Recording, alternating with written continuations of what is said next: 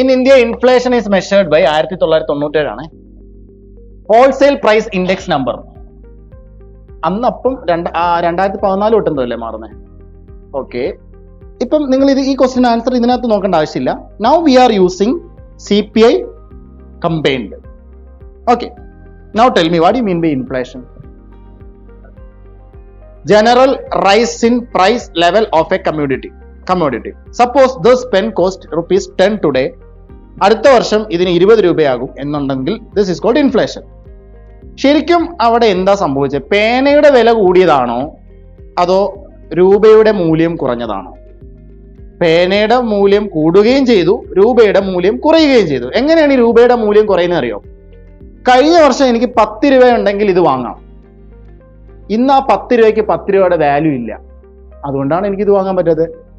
ഇന്ന് 20 രൂപയ്ക്ക് എനിക്ക് ഇത് വാങ്ങാൻ പറ്റുള്ളൂ. എന്ന് വെച്ചാൽ കഴിഞ്ഞ വർഷത്തെ 10 രൂപയാണ് ഇന്നത്തെ 20 രൂപ. എന്ന് വെച്ചാൽ ഇന്നത്തെ 20 രൂപയ്ക്ക് കഴിഞ്ഞ വർഷത്തെ 10 രൂപയുടെ വിലയുള്ളൂ. ക്ലിയർ ആയോ? അത് കുറച്ചുകൂടി കൃത്യമായിട്ട് പറയുകയാണെങ്കിൽ കടം വാങ്ങുന്നു. He borrow 100 rupees from me today. I can buy 100 രൂപയ്ക്ക് കിട്ടുന്ന സാധനത്തിന് പേര് പറഞ്ഞ വേഗം.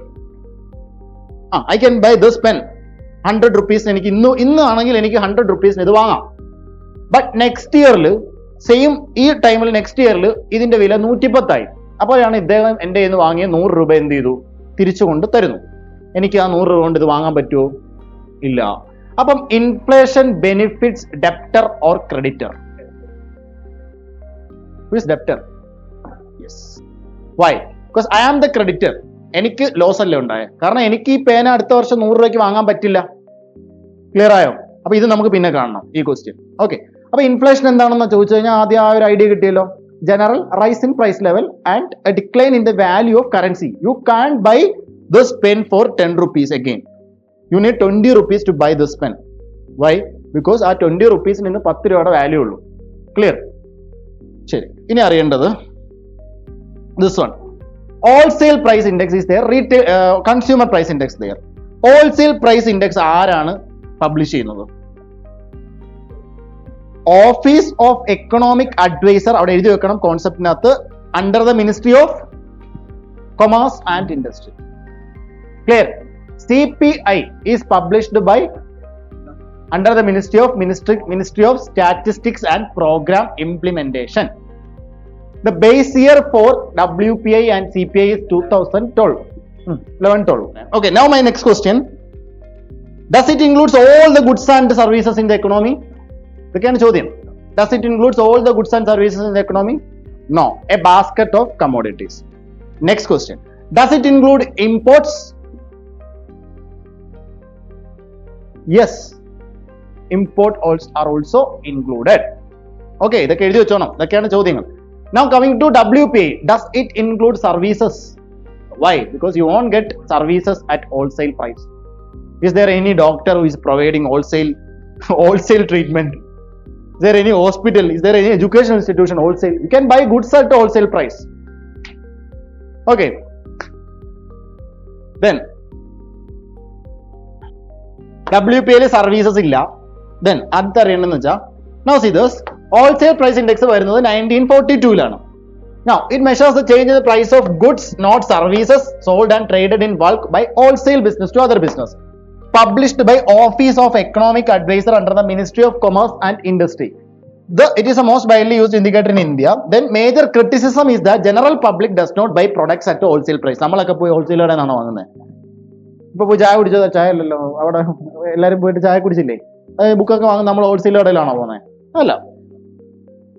Then base year മാറിയിട്ടുണ്ട്. Then very important, WPI is calculated every month. Okay.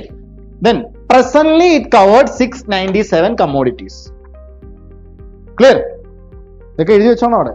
Now consumer price index. It measures price changes from the perspective of a retail buyer. It is released by NSO. It calculates the difference in price and commodities such as food, medical care ഒക്കെ വരും. CPI ക്ക് ഒരു പ്രത്യേകതയുണ്ട്. It has several subgroups including food and beverage, fuel and light, housing and clothing, bedding, അങ്ങനെയൊക്കെ പലതുണ്ട്. Now see this types of CPI. Not this. CPI for industrial workers. Base year 2016. Okay. Then CPI for agriculture labor used to decide the MGNREGA wage. അതിന്റെ base year I think 1986 ആണെന്ന് തോന്നുന്നു. Then CPI for rural labor, then CPI rural urban combined and CPI urban non-manual employees, right? Now see this, very important. ഇതിനകത്ത് ഈ മൂന്നെണ്ണം കണ്ടോ, CPI for industrial worker, CPI for agriculture labor, CPI for rural labor. ഇത് മൂന്നും publish ചെയ്യുന്ന ആരാണ്? Labour bureau in the ministry of labour and employment. ഇനി fourth and fifth, അതായത് ഈ രണ്ടെണ്ണം കണ്ടോ, ഇത് രണ്ടും NSO. ക്ലിയർ? ഇവിടുന്ന് പഠിച്ചു വെക്കണോ ഇത്? Fine. Now base year is different. Monetary policy committee, monetary policy എന്താണ് ഉപയോഗിക്കുന്നത്? CPI ആണ്. Now there is one important question. Listen me carefully. There are two types of inflation. CPI: headline, core.